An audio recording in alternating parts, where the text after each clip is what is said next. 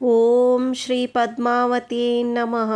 ತಿರುಮಲ ಶ್ರೀನಿವಾಸನ ದರ್ಶನಕ್ಕೆ ಹೋಗುವ ಮುನ್ನ ಯಾವ ದೇವಿಯ ದರ್ಶನ ಮಾಡಿದರೆ ಯಾತ್ರೆ ಪೂರ್ಣ ಆಗುತ್ತದೆ ಅಂತ ಭಕ್ತರು ನಂಬ್ತಾರೋ ಆ ದೇವಿಯೇ ತಿರುಚಾನೂರು ಶ್ರೀ ಪದ್ಮಾವತಿ ಅಮ್ಮನವರು.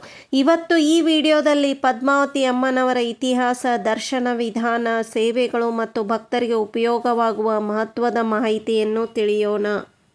ಶ್ರೀ ಪದ್ಮಾವತಿ ಅಮ್ಮನವರು ಲಕ್ಷ್ಮೀದೇವಿಯ ಅವತಾರ. ಅಮ್ಮನವರು ತಿರುಮಲ ಶ್ರೀನಿವಾಸನ ಪತ್ನಿಯಾಗಿರುವುದರಿಂದ ಅಮ್ಮನವರ ಆಶೀರ್ವಾದ ಇಲ್ಲದೆ ಬಾಲಾಜಿಯ ದರ್ಶನ ಸಂಪೂರ್ಣ ಆಗದು ಎಂಬುದು ಭಕ್ತರ ನಂಬಿಕೆ. ಅದಕ್ಕಾಗಿಯೇ ಬಹುತೇಕ ಭಕ್ತರು ಮೊದಲು ತಿರುಚಾನೂರಿನಲ್ಲಿ ಪದ್ಮಾವತಿ ದರ್ಶನ ಮಾಡಿಯೇ ನಂತರ ತಿರುಮಲಕ್ಕೆ ಹೋಗುತ್ತಾರೆ. ಈ ಪವಿತ್ರ ಕ್ಷೇತ್ರ ತಿರುಪತಿಯಿಂದ 5 ಕಿಲೋಮೀಟರ್ ದೂರದಲ್ಲಿದೆ. APSRTC ಮತ್ತು TTD ಬಸ್ಸಸ್ ರೆಗ್ಯುಲರ್ ಆಗಿ ನಡೆಯುತ್ತೆ. ಭಕ್ತರಿಗೆ ಟ್ರಾವೆಲ್ ತುಂಬ ಸುಲಭವಾಗಿದೆ. ಪ್ರೈವೇಟ್ ವೆಹಿಕಲ್, ಆಟೋ, ಕ್ಯಾಬ್ ಎಲ್ಲ ಆಪ್ಷನ್ಸ್ ಕೂಡ ಇದೆ. ಈ ಕ್ಷೇತ್ರವನ್ನು ಅಲ್ಮೇಲು ಮಂಗಾಪುರಂ ಅಂತ ಕೂಡ ಕರೆಯುತ್ತಾರೆ.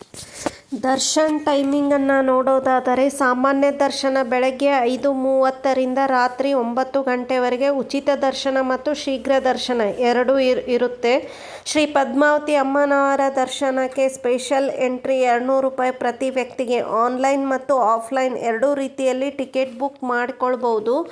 ಆನ್ಲೈನ್ ಬುಕ್ಕಿಂಗ್ TTD ವೆಬ್ಸೈಟ್ ಮೂಲಕ, ಆಫ್ಲೈನ್ ಬುಕ್ಕಿಂಗ್ ಟೆಂಪಲ್ ಪ್ರಿಮೈಸಸ್ನಲ್ಲಿ ಲಭ್ಯ ಇರುತ್ತದೆ. ಇನ್ನು ದರ್ಶನ್ ಸೇವಾ ಟೈಮಿಂಗ್ಸ್ ನೋಡೋದಾದರೆ ಮಾರ್ನಿಂಗ್ 6ದಿಂದ ಆಫ್ಟರ್ನೂನ್ 1:30ವರೆಗೂ, ಈವ್ನಿಂಗ್ 5ದಿಂದ 9 o'clockವರೆಗೂ ಇರುತ್ತೆ. ಸೇವಾ ಡೀಟೇಲ್ಸ್. ಸುಪ್ರಭಾತಂ ಸೇವಾ, ಇದು ಬೆಳಗ್ಗೆ ನಡೆಯುವ ಸುಪ್ರಭಾತಂ ಸೇವೆ. ಕಲ್ಯಾಣೋತ್ಸವಂ, ಶ್ರೀ ಪದ್ಮಾವತಿ ಅಮ್ಮನವರ ಕಲ್ಯಾಣೋತ್ಸವ ಸಾಮಾನ್ಯವಾಗಿ ಬೆಳಗ್ಗೆ ಸುಮಾರು 10 ಗಂಟೆಗೆ ಆರಂಭವಾಗಿ ಸುಮಾರು 1 ಗಂಟೆ ನಡೆಯುತ್ತದೆ. ಸಹಸ್ರ ದೀಪಾಲಂಕಾರ, ಶ್ರೀ ಪದ್ಮಾವತಿ ಅಮ್ಮನವರ ದೀಪಾಲಂಕಾರ ಸೇವೆ ಸಾಮಾನ್ಯವಾಗಿ ಸಂಜೆ 6 ಗಂಟೆಯಿಂದ 7 ಗಂಟೆವರೆಗೆ ನಡೆಯುತ್ತದೆ. ಸ್ಪೆಷಲ್ ಅಲಂಕಾರ ದರ್ಶನ, ವಿಶೇಷ ದಿನಗಳಲ್ಲಿ ಅಲಂಕಾರ ಅತ್ಯಂತ ಭವ್ಯವಾಗಿರುತ್ತದೆ.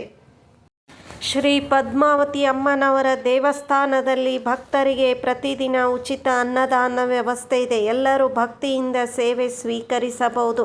ಈ ಮಾಹಿತಿ ನಿಮಗೆ ಉಪಯೋಗವಾದರೆ ಲೈಕ್ ಮಾಡಿ, ಶೇರ್ ಮಾಡಿ, ಸಬ್ಸ್ಕ್ರೈಬ್ ಮಾಡಿ. ಓಂ ನಮೋ ಪದ್ಮಾವತಿ ನಮಃ.